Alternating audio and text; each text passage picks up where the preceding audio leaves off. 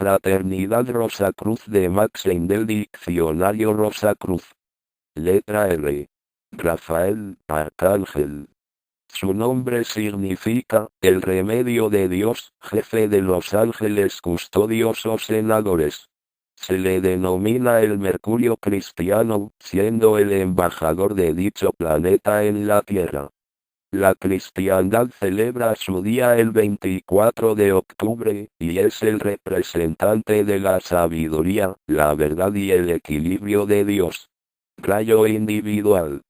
El rayo individual al que pertenecemos tiene su origen en los 7 rayos primordiales o gobernantes, y por consiguiente es al cual se responde con más prontitud que a cualquier otro. Es un subrayo de nuestra estrella padre y el cual no se revela enteramente hasta la última iniciación.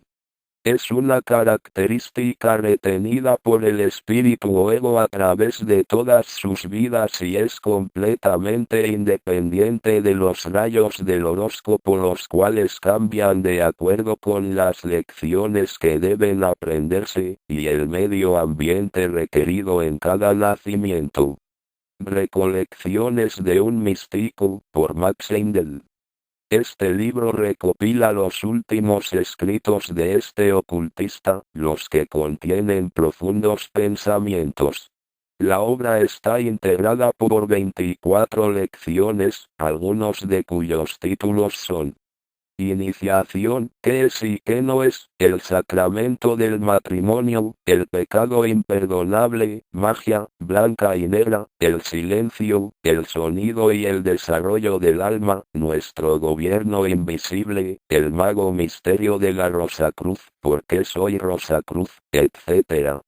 Título original: Gleanings of Amgistic, L.N. Fowler Co., London, traducido al español y editado por Ubrería Sintes, Barcelona, y Editorial Kier, Buenos Aires.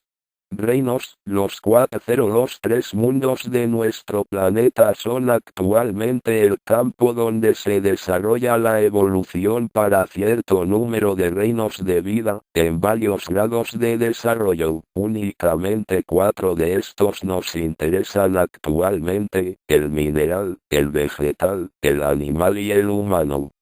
Estos 4 reinos están relacionados con los 3 mundos de diferente manera, de acuerdo con el progreso que esos grupos de vida evolucionante han hecho en la escuela de la experiencia.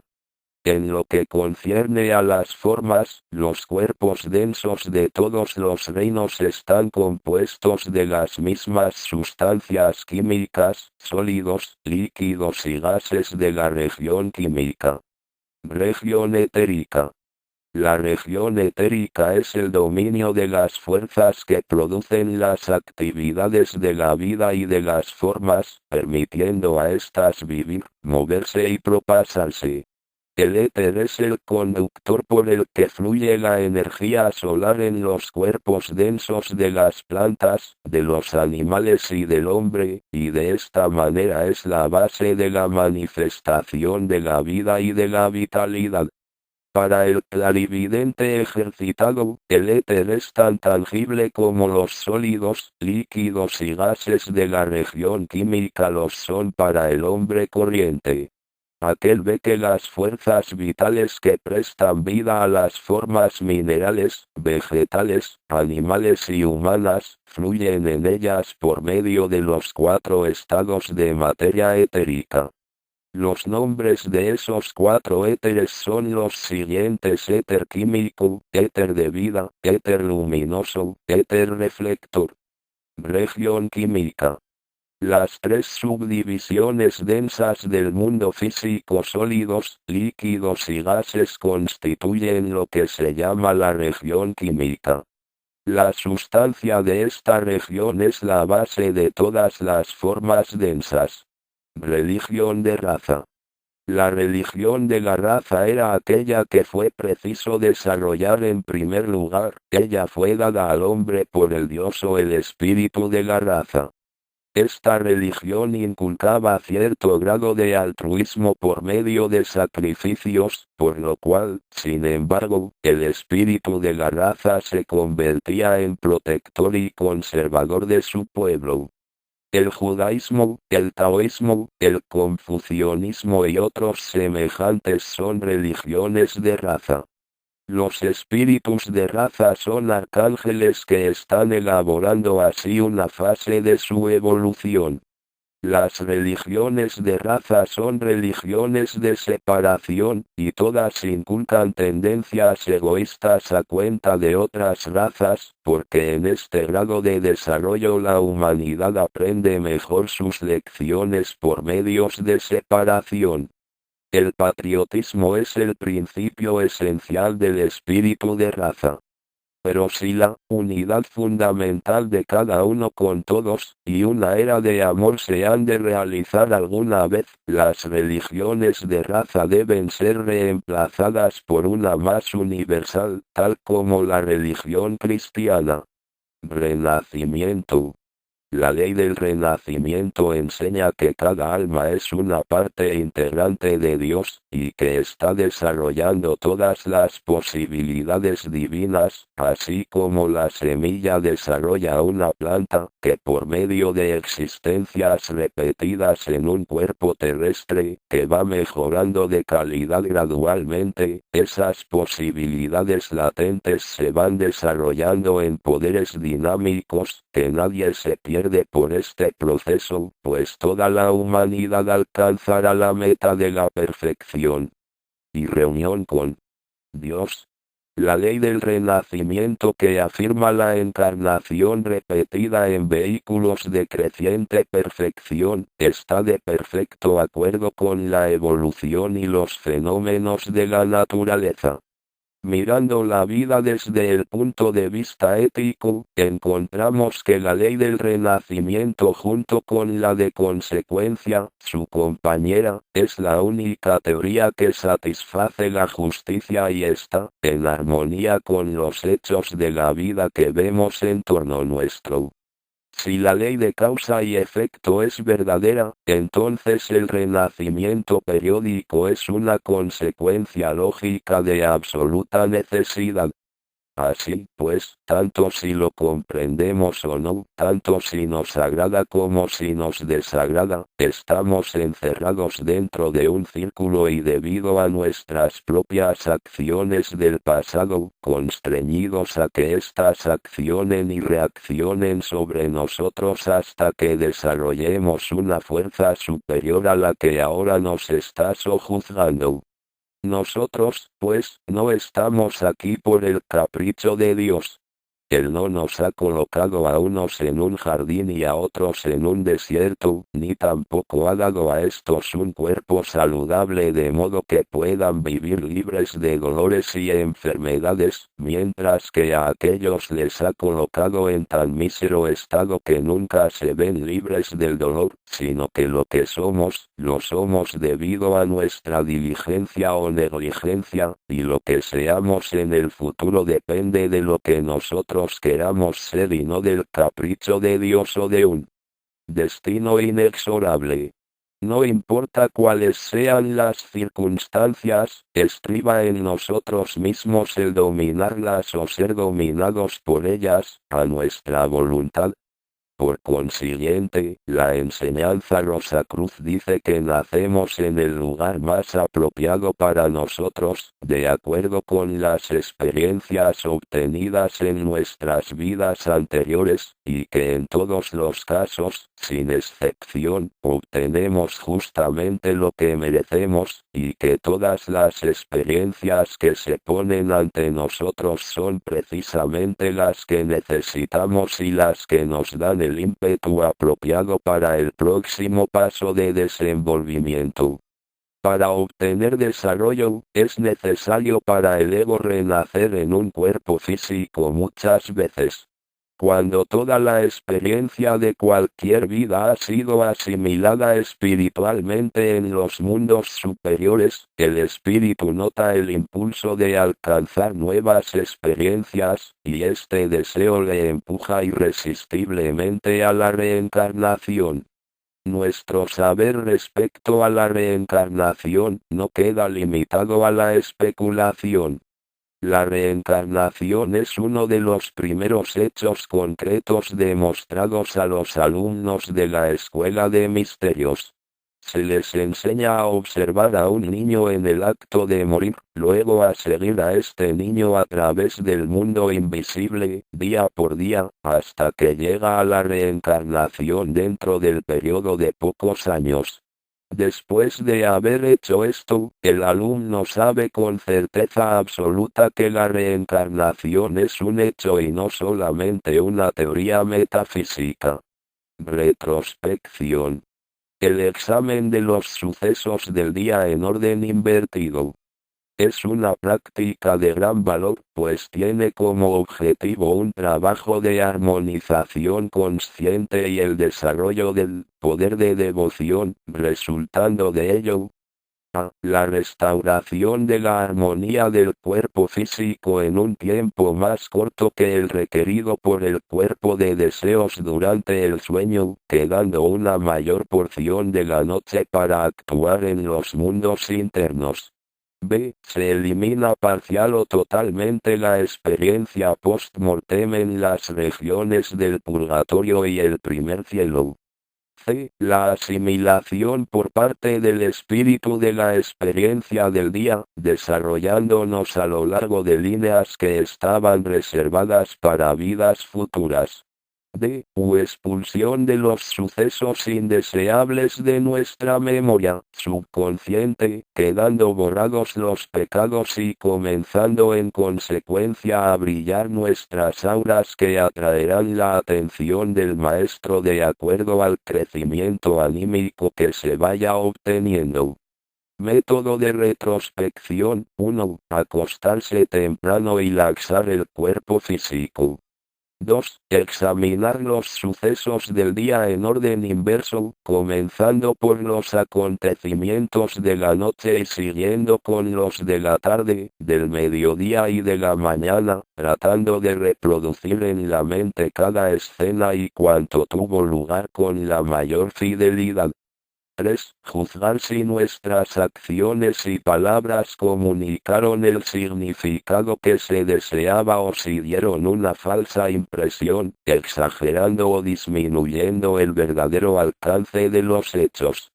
4. Examinar nuestra actitud moral en relación con cada escena o suceso, criticándonos si así lo merecemos o alabándonos si lo hecho fuera digno de elogio, sintiéndolo todo tan vivamente como sea posible, con verdadera contrición o alegría. 5. Como suele ser difícil permanecer despierto hasta terminar el ejercicio, sentarse en el lecho hasta que sea posible acostumbrarse a realizarlo. Revista Rosacruz, edición en español del Rosicrucian Magazine de The Rosicrucian Fellowship, que publicó durante algunos años el Centro Fraternidad Rosacruz, de Mérida, Yucatán, México. Su primer número apareció en julio de 1939. Revoluciones. Una revolución se completa cuando la oleada de vida ha dado una vuelta en torno a los 7 globos. 7 revoluciones forman un periodo, o sea cuando dicha oleada ha hecho 7 vueltas en torno de los 7 globos y termina el primer día de la creación, siguiendo entonces lo que se llama una noche cósmica. Reyes Magos. La historia de los 3 Reyes Magos nos enseña a considerar los presentes llevados al divino niño como símbolos. El oro representa al espíritu, la mirra al alma y el incienso al cuerpo físico. Rezagados. En la escuela existen todos los años algunos que no pueden adelantar lo necesario para pasar a un grado superior. Y análogamente, en Cada periodo de evolución, existen los que se quedan atrás, porque no pueden alcanzar el desarrollo necesario para pasar al próximo grado. Cuando un planeta tiene lunas, indica que hay algunos seres en la oleada de vida que está evolucionando en ese planeta, que están demasiado rezagados para continuar en la evolución de la oleada de vida principal, y han tenido que ser arrojados del planeta para evitar que estorben el progreso de los adelantados o precursores. Y tal es el caso de los seres que habitan nuestra luna. Cuando los rezagados que han estado evolucionando desterrados en alguna luna han alcanzado su puesto correspondiente, y han vuelto al planeta paterno, o cuando una retrogresión continuada ha causado la completa desintegración de sus vehículos, la luna abandonada comienza también a disolverse. El impulso inicial del elemento espiritual que la lanzó a una órbita fija por milenios, puede durar quizá por milenios también después de haber sido abandonada, y desde el punto de vista físico o material, puede parecer aún un satélite del planeta que rodea. No obstante, según transcurra el tiempo y la fuerza de atracción ejercida por el planeta padre disminuya, su órbita se ensanchará, hasta alcanzar el límite del sistema solar. Entonces estalla en el espacio interplanetario y se disuelve en el caos. Rosa. La rosa representa para el mundo occidental lo que en sentido parecido significa el loto para Oriente.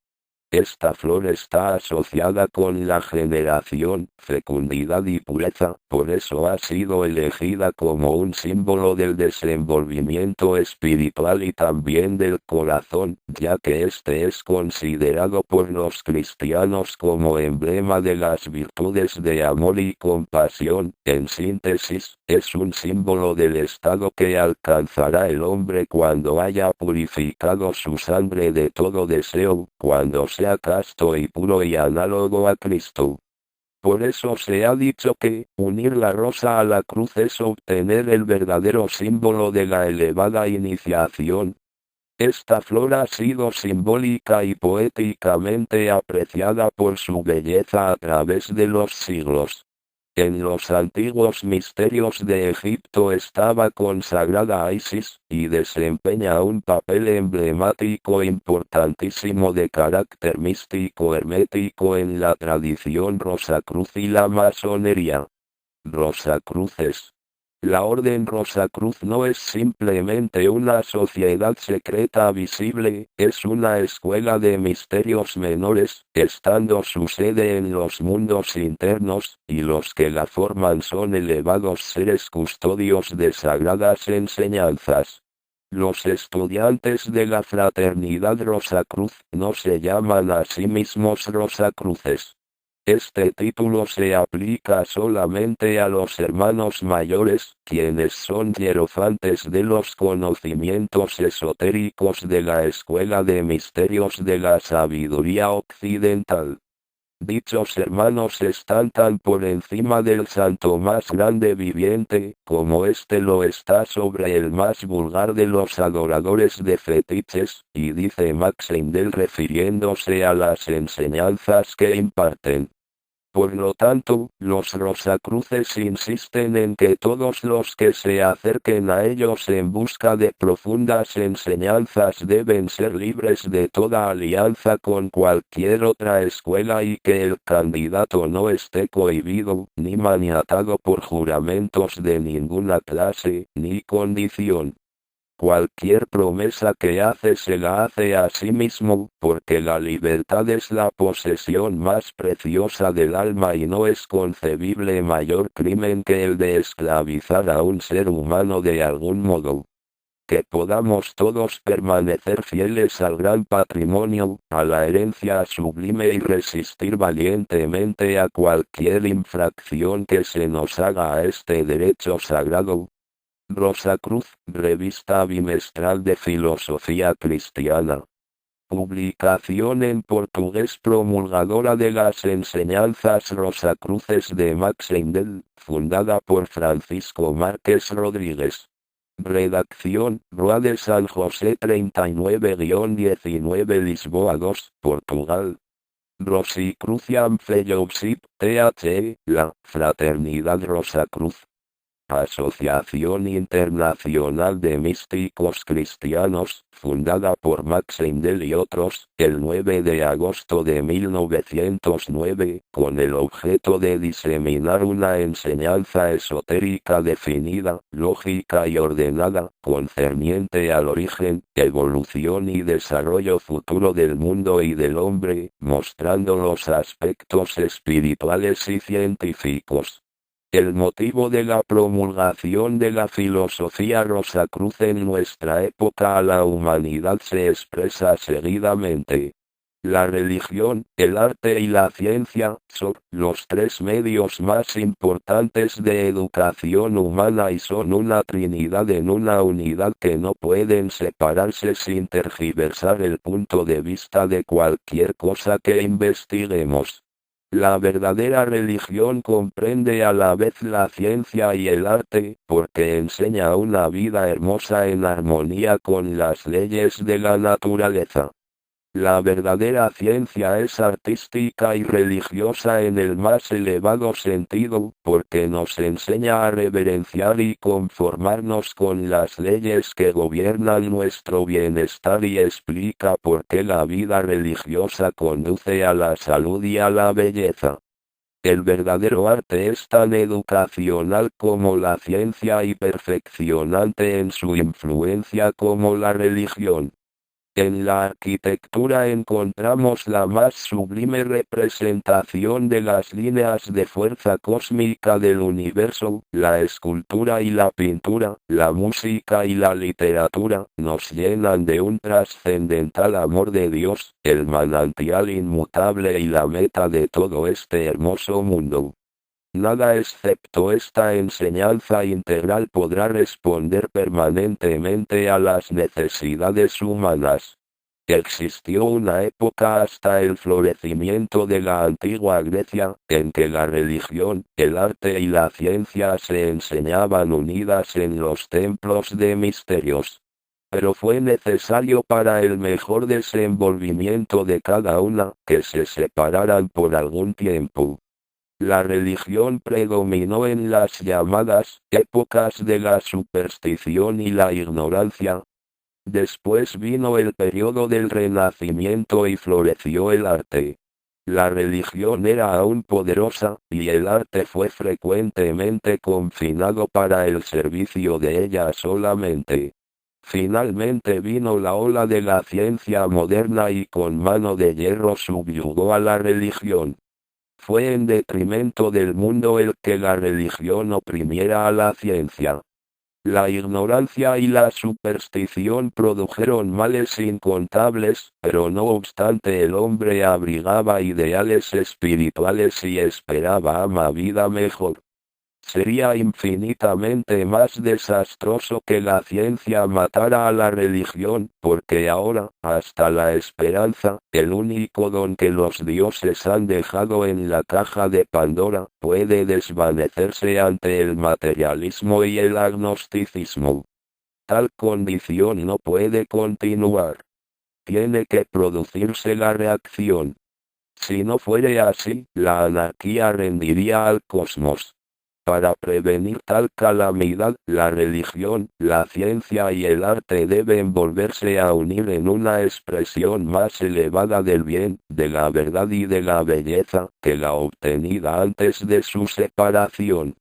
Los sucesos futuros proyectan su sombra anticipadamente, y cuando los grandes guías de la humanidad notaron la tendencia hacia el ultramaterialismo que impera actualmente, tomaron ciertas medidas para contrarrestarlo y transmutarlo a su debido tiempo. No desean, en manera alguna, acabar con las cada vez más adelantadas manifestaciones de la ciencia, como ésta ha tratado de hacerlo con la religión, pues ellos ven que el bien, en definitiva, resultará cuando una ciencia avanzada vuelva a cooperar con la religión. Empero, una religión espiritual no podría mezclarse con una ciencia materialista, como no se logra hacerlo con el aceite y el agua. Por lo tanto se tomaron medidas para espiritualizar la ciencia y hacer científica a la religión. En el siglo XIV un instructor espiritual muy elevado que tenía por nombre el simbólico de Christian Rosenkreuz apareció en Europa para comenzar esa labor. Fundó entonces la misteriosa Orden Rosacruz con el objeto de arrojar luz oculta sobre la mal entendida religión cristiana y para explicar el misterio de la vida y del ser, desde un punto de vista científico en armonía con la religión. Muchas centurias han transcurrido desde su venida, y muchos han considerado su existencia como un mito, pero su nacimiento ha marcado el principio de una época de vida espiritual en el mundo occidental. En los siglos transcurridos los Rosacruces han trabajado veladamente, esforzándose en moldear el pensamiento del Occidente, influyendo las obras de los hombres de ciencias y los artistas, y enseñando sus doctrinas mediante sociedades secretas de Europa y América, pero el desarrollo y avance de la humanidad durante los últimos años alcanzó tal punto, que la orden consideré oportuno establecer un centro en los Estados Unidos de América para la extensión de su trabajo. Fraternidad Rosacruces, pues, su última manifestación en forma física, siendo por lo tanto su representante autorizado en la época actual, habiendo sido fundada por Max Heindel bajo la directa instrucción de los hermanos mayores de la Orden Rosacruz, quienes en 1908 lo eligieron como su mensajero para impartir las enseñanzas de la sabiduría occidental al mundo. El trabajo de la fraternidad es dirigido principalmente desde los planos superiores o invisibles, con arreglo a los consejos recibidos de uno de los hermanos mayores de la Orden Rosacruz. Debemos aclarar que parece que existe alguna confusión en la mente del público con respecto a la autenticidad, propósito y esoterismo de las enseñanzas Rosacruces comprendidas en los trabajos de Max Heindel, y las enseñanzas de otros escritores metafísicos, las cuales son paralelas hasta cierto límite. Para esclarecer el asunto, lo mejor es exponer el origen y autoridad de los conocimientos que nos transmitió Max Heindel y dejar que el lector haga sus propias conclusiones. Por consiguiente debemos informar que Max Heindel fue un hermano lego de la Orden Rosacruz, y obtuvo 4 de las 9 iniciaciones de los misterios menores. Las básicas enseñanzas que involucran en sus obras fueron recibidas directamente de los hermanos de la Orden, aunque él también independientemente hizo mucha investigación espiritual reflejada luego en sus trabajos posteriores. Al principio de su misión permaneció mucho tiempo en la residencia física de los hermanos en la Europa central, en donde le fue dictado por ellos la esencia de la filosofía Rosacruz, la que escribió y publicó de conformidad con sus instrucciones. Igualmente asistió a las sesiones de la Orden en el Templo Etérico de Europa, al cual le era concedido el paso por sus iniciaciones. La Orden Rosacruz se compone de 12 hermanos mayores, y Christian Rosenkreuz, el 13º, como jefe.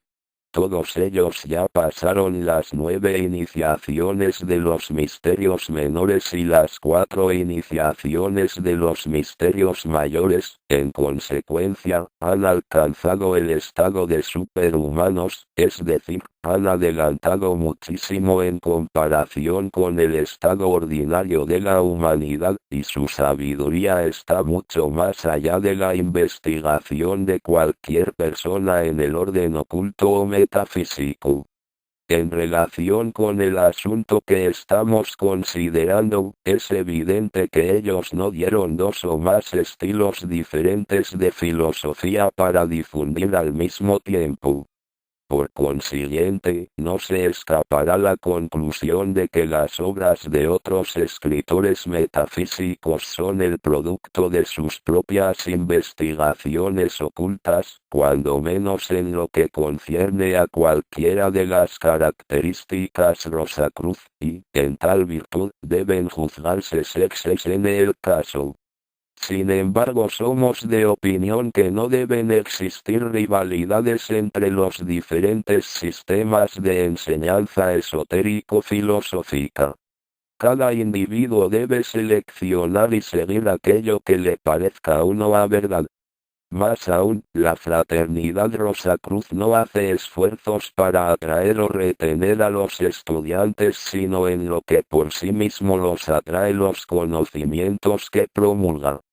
Para terminar, diremos que otras sociedades rosacruces o fraternidades similares de Europa y América manifiestan tener descendencia directa de las primeras ramas de la antigua orden en Inglaterra, Francia, Egipto, así como en otras naciones. La Fraternidad Rosacruz fundada por Max Heindel quiere dejar constancia que no tiene conexión directa con los sucesores o descendientes de aquellas ramas. Abre comillas francesas, sede central internacional de la Fraternidad Rosacruz está situada en un lugar denominado Mount Ecclesia, en la ciudad de Ocean City, California, Estados Unidos de América. Se goza en esa región de un excelente clima, por cuyo motivo se ha erigido, además del templo y los edificios administrativos, un santuario y escuela de salud, todo rodeado de una maravillosa vegetación, lo que convierte al lugar en un sitio ideal para esta clase de actividades. Si se quiere más amplia información, adquirir libros o inscribirse en los cursos por correspondencia de Filosofía Rosacruz, sírvase escribir al General Secretary Rosierucian Fellowship. Mt. Ecclesia. Ocean City, California, USA. Rosicrucian Magazine, The Rayo from the Rosecross. Publicación fundada por Max Heindel, como órgano de The Rosicrucian Fellowship, cuyo primer número apareció en junio de 1913, en Ocean City, California, Estados Unidos, y que aún continúa publicándose. Rosenkreuz, Christian. Nombre simbólico del elevado maestro espiritual fundador de la Orden Rosacruz, que apareció en Europa en el siglo XIII para comenzar el trabajo de espiritualizar la ciencia y hacer científica la religión, dando luz sobre malentendido cristianismo y el misterio de la vida y el ser. Muchas centurias han transcurrido desde su encarnación y muchos han considerado su existencia como un mito. Pero su nacimiento, como Christian Rosenkreuz, ha marcado el principio de una nueva época de vida espiritual en el mundo occidental. Ese ego particular ha estado en continuas existencias físicas desde entonces, en uno u otro de los países europeos. Tomaba un cuerpo nuevo cada vez que sus sucesivos vehículos habían perdido su utilidad, o si las circunstancias hacían necesario que cambiara el campo de sus actividades. Aún más, hoy en día está encarnado, siendo un iniciado de grado superior, potente y activo factor en los asuntos del Occidente, si bien desconocido para el mundo. Letra S. Saint-Germain, conde de 1710-1784. Adepto Rosacruz, una de las figuras más prominentes en el esoterismo occidental. Salamandras.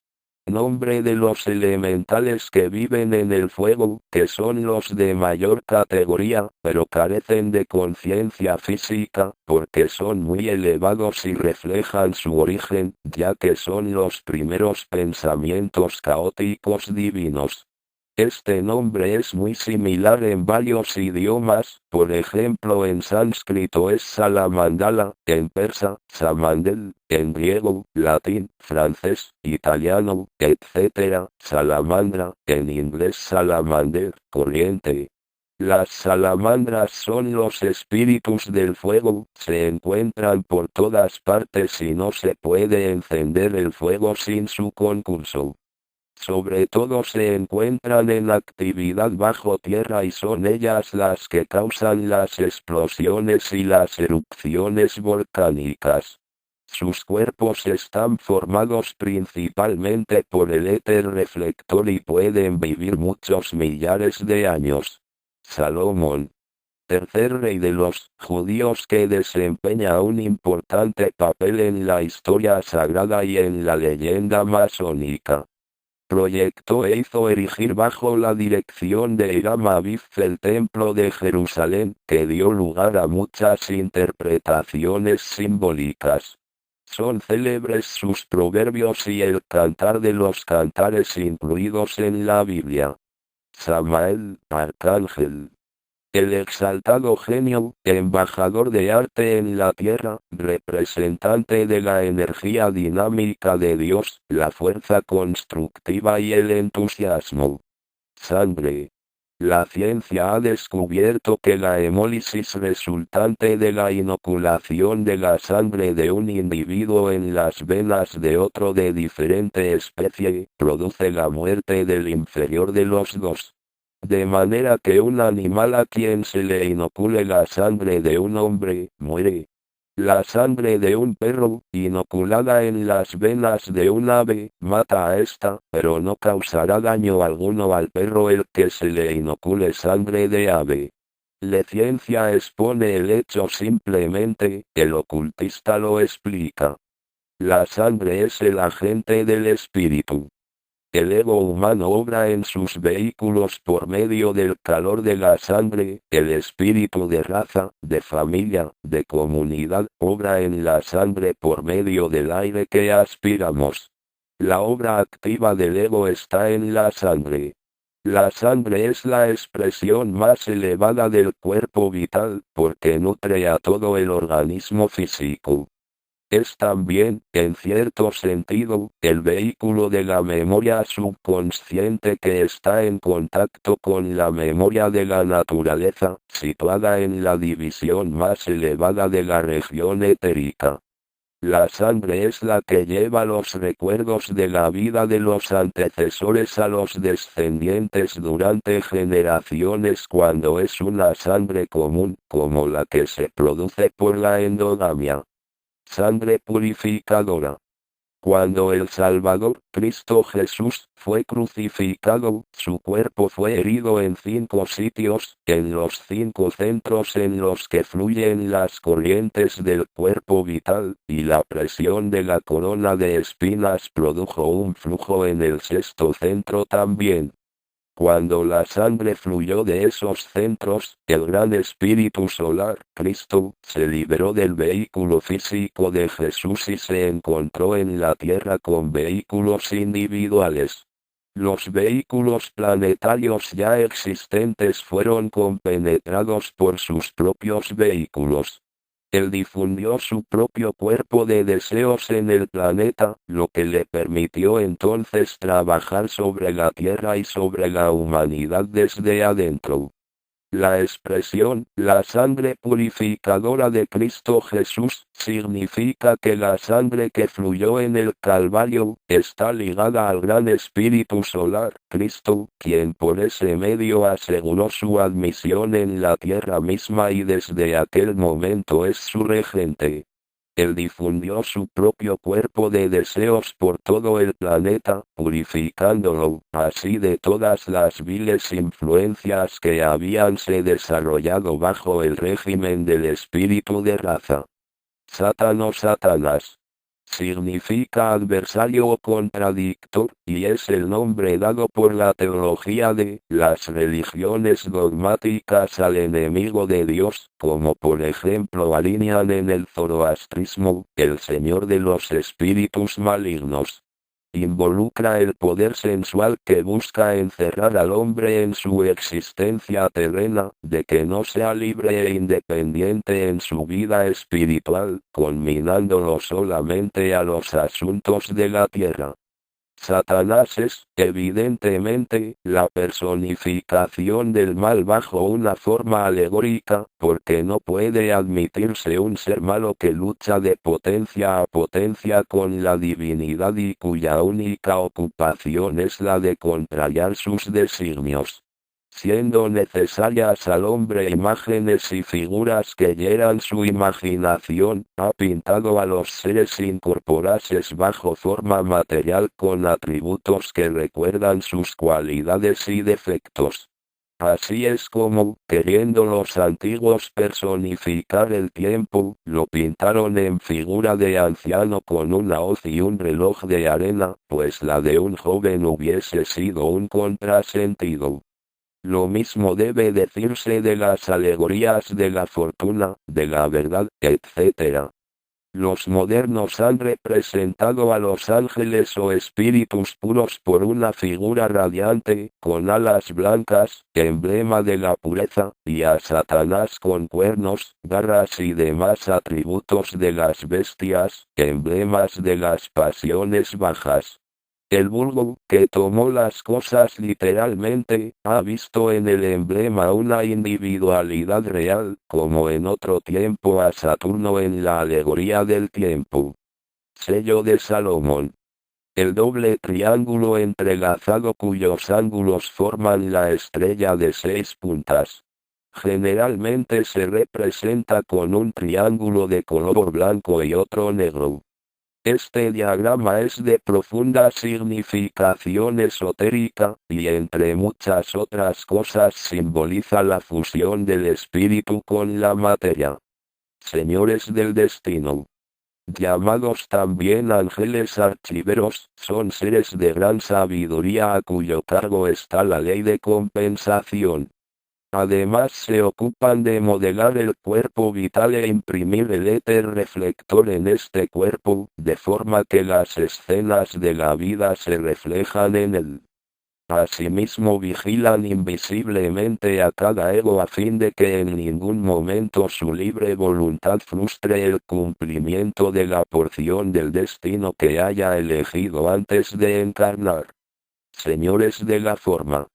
Orden de seres que tienen a su cargo la evolución humana en el periodo terrestre.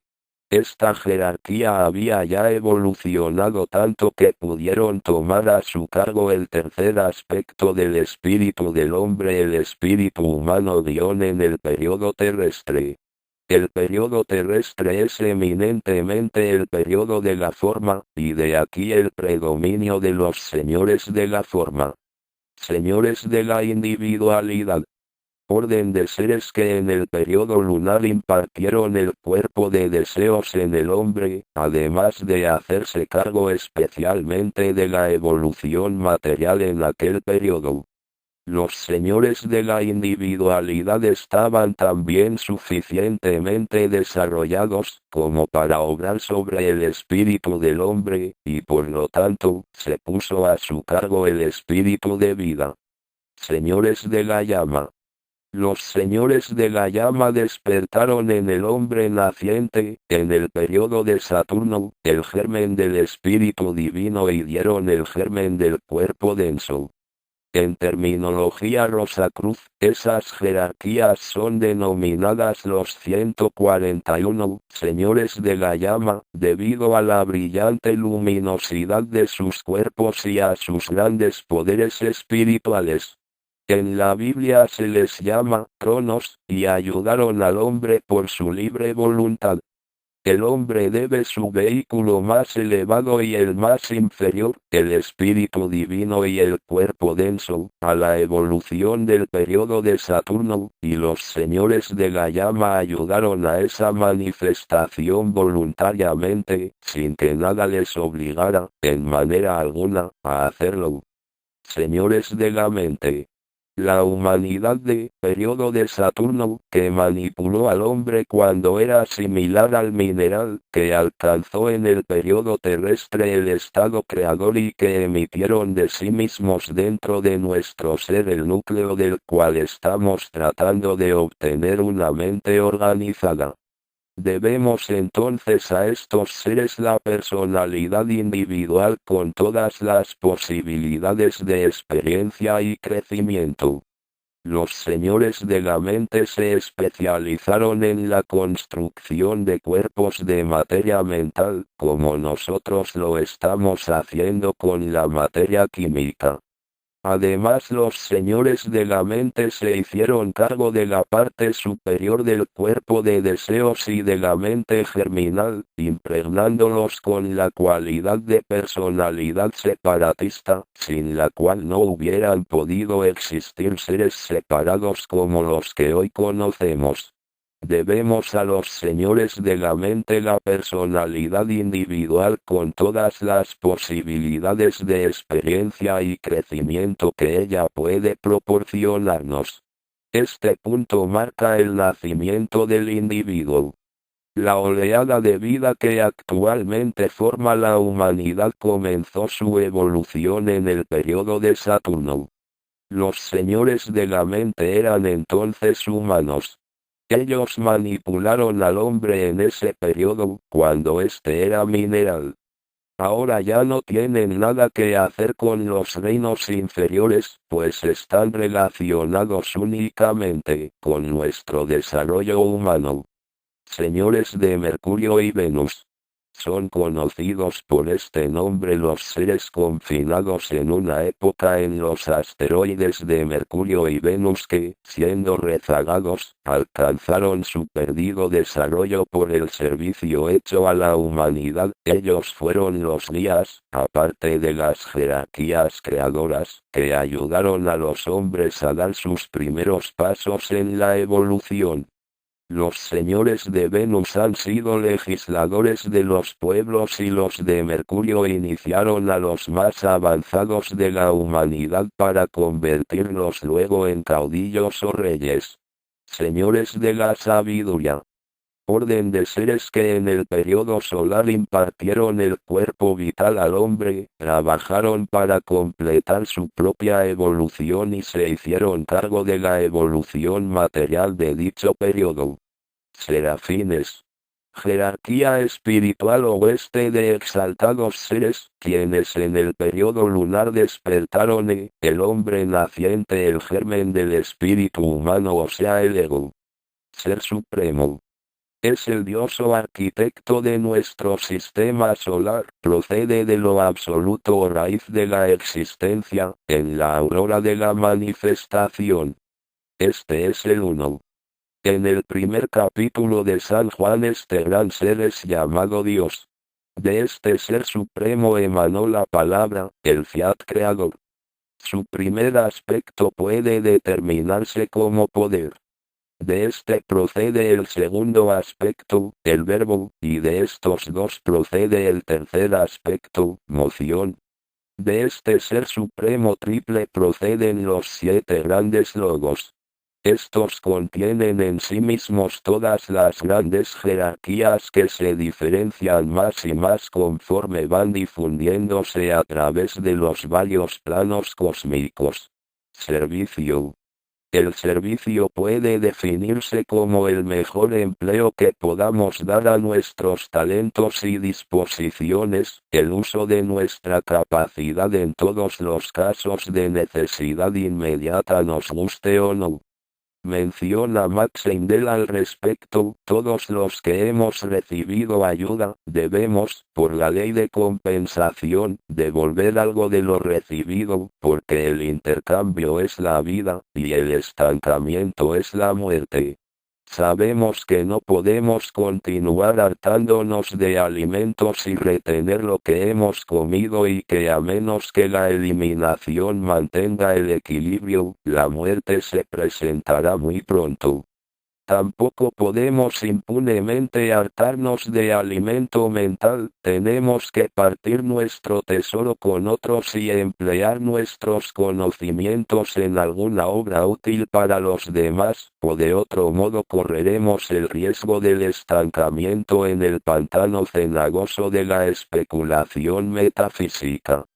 Recordemos que el conocimiento infla, pero el amor construye, y que el servicio es el patrón de la verdadera grandeza.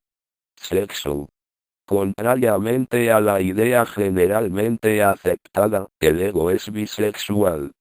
Si el ego fuera asexual, el cuerpo sería necesariamente asexual también, porque el cuerpo no es más que el símbolo externo del espíritu interno. El sexo del ego no se manifiesta como tal en los mundos internos, sino como dos cualidades distintas, voluntad e imaginación. La voluntad es la fuerza masculina y está aliada a las fuerzas solares, la imaginación es el poder femenino y está siempre unida a las fuerzas lunares. Esto explica el predominio de la imaginación en la mujer y el poder especial que la luna ejerce sobre el organismo femenino. La división de los sexos se efectuó en un estado muy primitivo de la evolución humana, cuando el hombre no tenía todavía ni cerebro ni laringe. Una mitad de la fuerza creadora fue entonces dirigida hacia arriba, con objeto de que los dos órganos pudieran formarse. El cerebro se hizo para la evolución del pensamiento, con el cual herrea el hombre en el mundo físico. La laringe también la hizo la fuerza sexual creadora, para que el hombre pudiera expresar sus pensamientos. La relación entre esos órganos y la fuerza que se expresa por los órganos creadores inferiores, se hará palpable si recordamos que el adolescente cambia de voz en la pubertad, esto es, cuando puede empezar a propagar su especie. Además, el hombre que abusa de su fuerza sexual se idiotiza, mientras que el pensador profundo que emplea casi toda su fuerza creadora en pensamientos, tiene poca o ninguna inclinación hacia las prácticas amorosas. Antes de esta división, el hombre, como algunas plantas actuales, era una unidad completa, creadora, capaz de perpetuar su especie sin ayuda de otro. La facultad del pensamiento y del lenguaje se han comprado al precio de ese poder creador, esa mitad de la fuerza creadora, que se expresa a través del cerebro y de la laringe, puede emplearse para crear cosas en el mundo, como son casas, barcos, ferrocarriles, aviones, etc. El iniciado, en cierto grado de desenvolvimiento, hace el voto de castidad. No es un voto fácil de hacer ni puede ser hecho a la ligera por cualquiera que anhele desarrollo espiritual.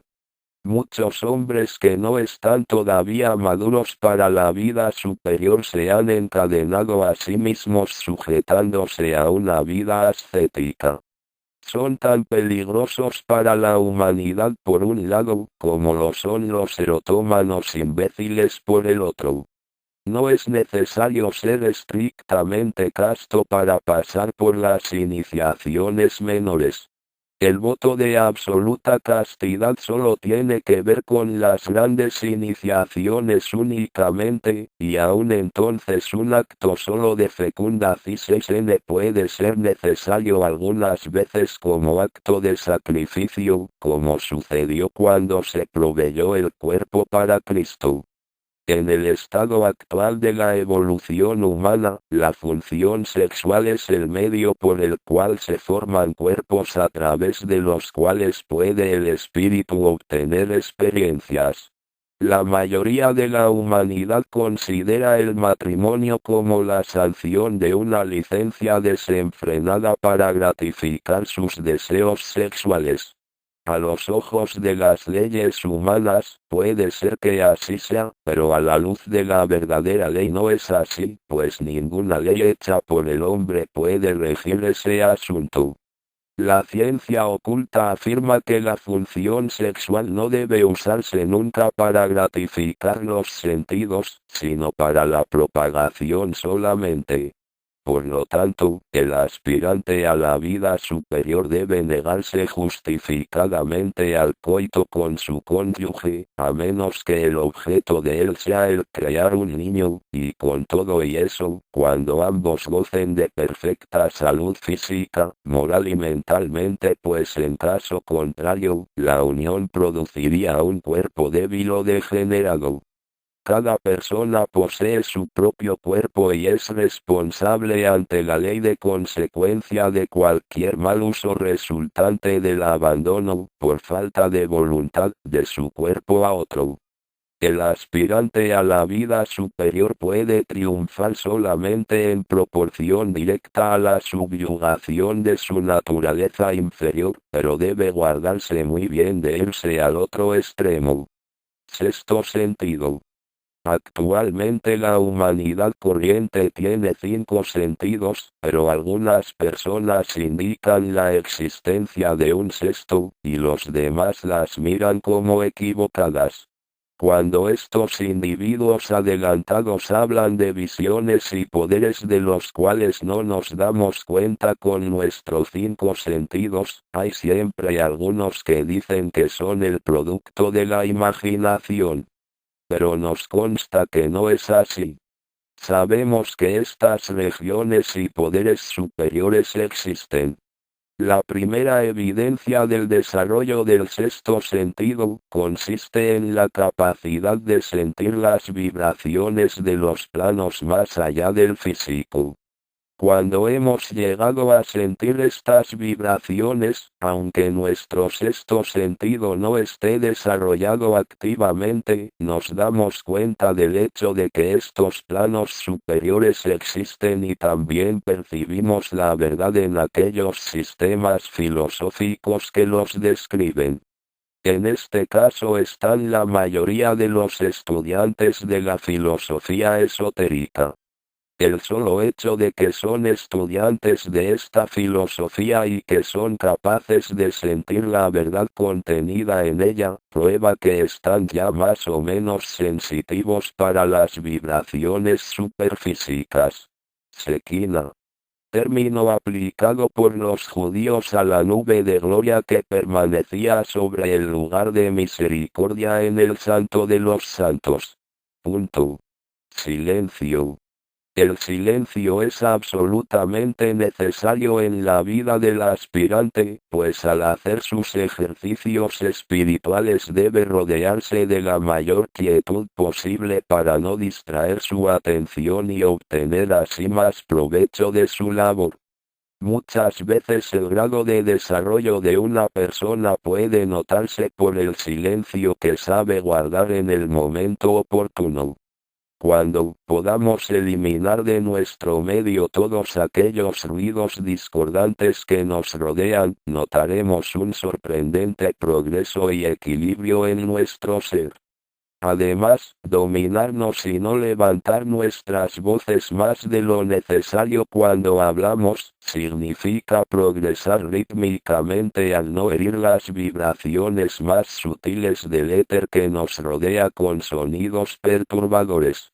Dice Max Lindell al respecto, el silencio es una de las mayores ayudas para el desarrollo del alma y debe ser practicado por lo tanto, por el aspirante, en su casa, en su conducta personal, en sus paseos, en sus hábitos, y, por paradójico que parezca, hasta en su conversación.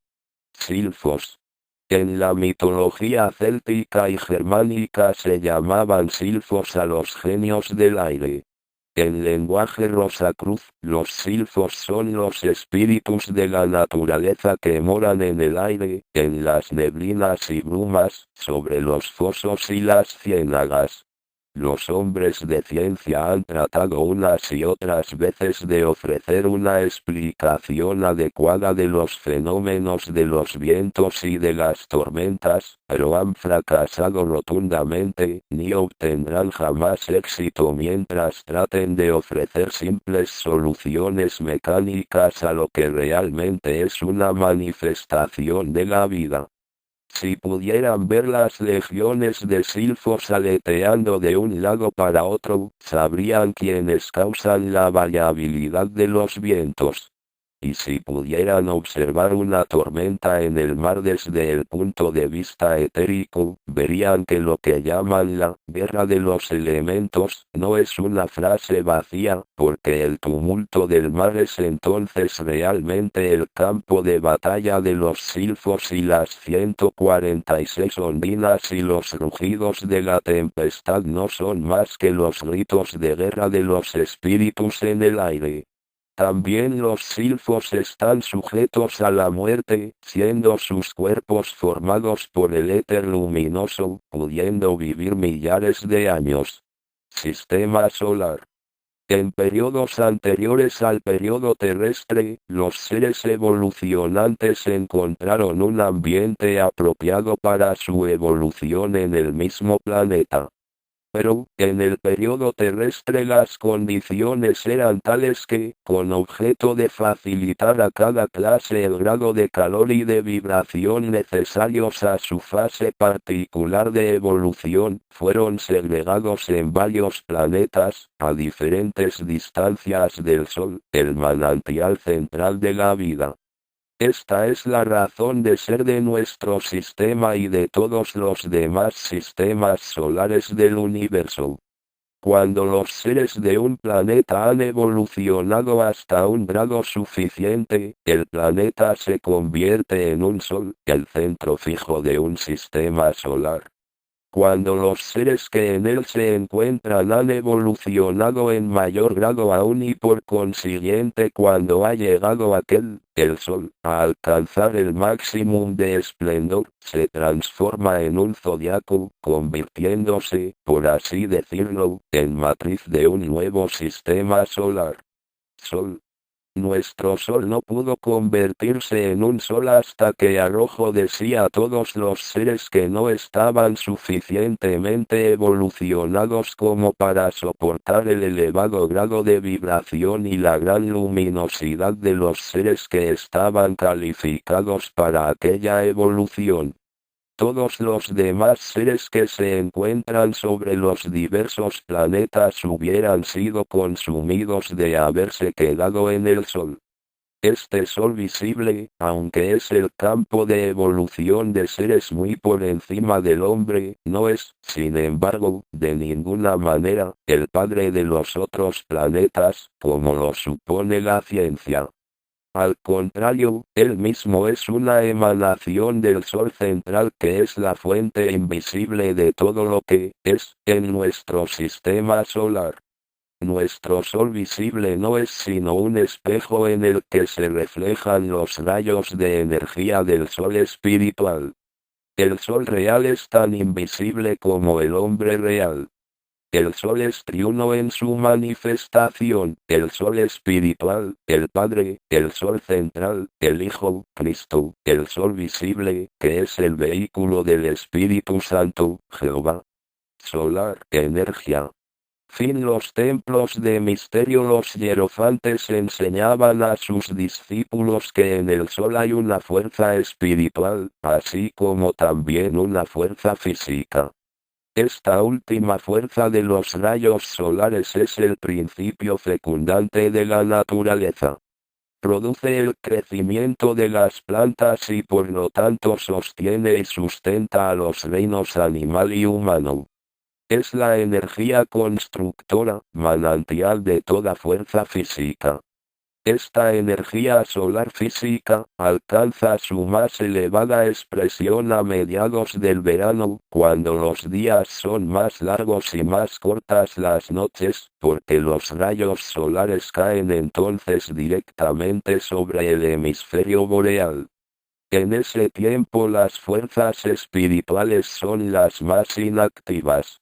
Por otro lado, en diciembre durante las largas noches de invierno, la fuerza física solar está adormecida y las fuerzas espirituales alcanzan su grado máximo de intensidad. Para los pueblos del hemisferio norte, donde han nacido todas las religiones actuales, el sol está directamente bajo la tierra, y las influencias espirituales son fortísimas, en el norte, en la medianoche del 24 de diciembre. Siendo ese el caso, es indudable que entonces sería facilísimo para los que desearan dar un paso hacia la iniciación el ponerse esa noche en contacto consciente con el sol espiritual por vez primera. Por lo tanto, los discípulos que estaban preparados para la iniciación, eran llevados por los hierofantes de misterios y por medio de ceremonias que se realizaban en el templo, se les sumía en un estado de exaltación en el cual trascendían toda condición física. Para su visión espiritual, la tierra se hacía transparente y ellos veían el sol de medianoche, la estrella. No era el sol físico el que veían con sus ojos espirituales, sin embargo, sino el espíritu del sol, el Cristo su Salvador espiritual, así como el sol físico era su Salvador físico.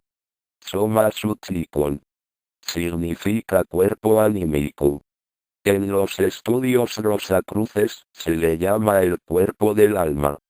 Es el ropaje de la nueva dispensación y es el vehículo que nos hace posible entrar en el templo. Invisible, es la vestidura de flama, y no debe confundírsela con el alma. Sonido. Dado que los pensamientos y sentimientos son por lo general irregulares, cambiantes, desarmónicos, ofrecen un obstáculo a cualquier vibración que proceda desde arriba. La oración es una ayuda, la cual, dicha en forma consciente, produce vibraciones, todo de acuerdo al sonido que se emplee. Estos sonidos reducen las vibraciones negativas y producen un ritmo uniforme de naturaleza igual a la que se desee obtener desde lo alto. Por eso la nota repetida varias veces puede producir un efecto de vida o muerte. El nieto del inmortal Mendelssohn estuvo experimentando durante varios años con el poder del sonido y llegó a la conclusión de que una vez encontrada la nota clave de un edificio, puente u otra estructura se puede derrumbar la misma emitiendo esa nota lo suficientemente prolongada. Esto es corroborado en el Antiguo Testamento en la historia de la batalla de Jericó, la cual dice que el sonido emitido por trompetas hechas de cuerno de carnero produjo el derrumbe de las murallas de la ciudad mientras los ejecutantes marchaban alrededor de la misma. Por consiguiente, la importancia del sonido, a cuyo impulso fueron creados los mundos, es un aspecto particularmente indispensable en la vida del aspirante en el sendero del logro. La expresión máxima del sonido en nuestro mundo físico lo hallamos en la música pura. Muy pocos, en relación a los millones de personas que pueblan la Tierra, son capaces de comprender la música en su prístina esencia. Al contrario, prefieren los ritmos sensuales. todo estudiante debe cultivar el gusto por la buena música, sino tocando algún instrumento, oyendo a menudo lo más elevado que nos han transmitido los grandes compositores. Al principio dicha música será para muchos un suplicio, pero si se tiene constancia, lo que mucho vale mucho cuesta, llegará un día que se verán pagados con creces por la molestia que se han tomado en mantener su atención escuchándolo mejor. Substancia raíz cósmica. Expresión del polo negativo del espíritu universal absoluto, mientras que Dios es una expresión de la energía positiva del mismo espíritu universal. Para la construcción de un cosmos se ponen en acción estos dos polos y todo lo que está en torno nuestro es el resultado de la acción mutua de estos dos factores. Sueño. Por sus actividades durante las horas de vigilia el cuerpo de deseos y la mente están constantemente destruyendo el vehículo denso. Cada pensamiento, cada movimiento, destruye tejidos. Por otro lado, el cuerpo vital se dedica de lleno a restaurar la armonía y reconstruir lo que los otros vehículos están destruyendo. Sin embargo, no puede siempre contrabalancear completamente los estragos causados por los impulsos, sentimientos y pensamientos. Gradualmente va perdiendo terreno y por último llega un tiempo en que se paraliza. El fluido vital cesa de circular por los nervios en la cantidad necesaria, el cuerpo se hace pesado, el pensador se encuentra cohibido por su pesadez y se ve obligado a salir de él, llevándose el cuerpo de deseos consigo. Esta salida de los vehículos superiores deja el cuerpo denso interpenetrado por el cuerpo vital en el estado sin sentido que llamamos sueño. El sueño, sin embargo, no es en manera alguna un estado inactivo, como se supone generalmente. Si así fuera no habría diferencia alguna en el cuerpo al despertar por la mañana, su fatiga sería igualmente grande. Por el contrario, el sueño es un periodo de intensa actividad y cuanto más intensa es esta, tanto más grande es su valor, porque elimina los venenos resultantes de los tejidos destruidos por las actividades físicas y mentales del día. Los tejidos son así reconstruidos y el ritmo del cuerpo se restablece. Cuanto más perfectamente se realiza este trabajo, tanto mayor es el beneficio que el sueño aporta. El mundo del deseo es un océano de sabiduría y de armonía. A ese mundo lleva el ego, la mente y el cuerpo de deseos cuando los vehículos inferiores quedan dormidos. Allí, el primer cuidado del ego es la restauración del ritmo y armonía de la mente y del cuerpo de deseos. Esta restauración se realiza gradualmente conforme las armoniosas vibraciones del mundo del deseo fluyen a través de ellos. Hay una esencia en el mundo del deseo correspondiente al fluido vital que compenetra el cuerpo denso por medio del cuerpo vital. Los vehículos superiores, por decirlo así, se sumergen en ese elixir de vida.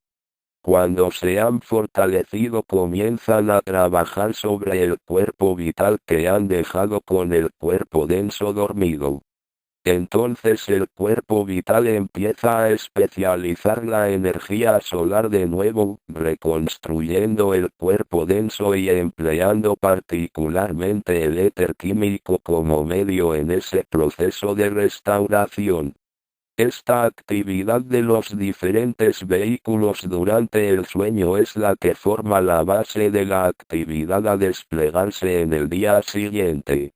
Sin ello no habría despertar, pues el ego se vio forzado a abandonar sus vehículos, porque la debilidad de estos los hacía inútiles.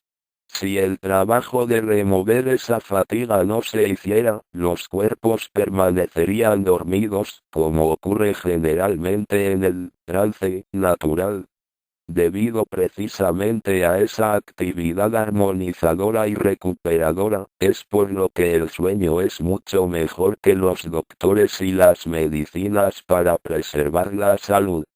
El simple descanso no es nada comparado con el sueño, únicamente cuando los vehículos superiores están en el mundo del deseo, es cuando se produce una suspensión total del desgaste y el flujo de fuerza restauradora. Si bien es cierto que durante el simple descanso el cuerpo vital no ve obstaculizado su trabajo por los tejidos que se rompen por el movimiento y la tensión muscular, todavía tiene que luchar con la energía devastante del pensamiento y no recibe la fuerza exterior recuperadora del cuerpo de deseos, como sucede en el sueño. Ocurre, sin embargo, que a veces el cuerpo de deseos no se sale del todo, así que una parte de él permanece relacionada con el cuerpo vital, el vehículo de la percepción sensorial y de la memoria. El resultado es que la restauración se realiza únicamente en parte y que las escenas y acciones del mundo del deseo llegan a la conciencia física como en sueños. Por supuesto, la mayoría de los ensueños son confusos porque el eje de la percepción está torcido, debido a la relación impropia entre uno y otro cuerpo. La memoria es también confusa por la incongruente relación de los vehículos, y uno de los resultados de la fuerza restauradora en un sueño lleno de ensueños es la fatiga y que el cuerpo se sienta muy cansado al despertar. Suicida. El suicida, que trató de huir de la vida, estando en el mundo del deseo únicamente, encuentra que está más vivo que nunca, y en el más lastimoso estado. Puede observar a aquellos a quienes ha perjudicado quizá por su acto, y lo que es peor de todo, es que tiene un inexpresable sentimiento de vacuidad, de estar ahuecado o vacío. La parte del aura ovoide en la que generalmente está el cuerpo denso, está vacía, y aunque el cuerpo de deseos ha tomado la forma del cuerpo denso perdido, se siente como si fuera una cáscara vacía, porque el arquetipo creador del cuerpo en la región del pensamiento concreto, persiste como molde vacío, por decirlo así, durante tanto tiempo como debió vivir el cuerpo denso.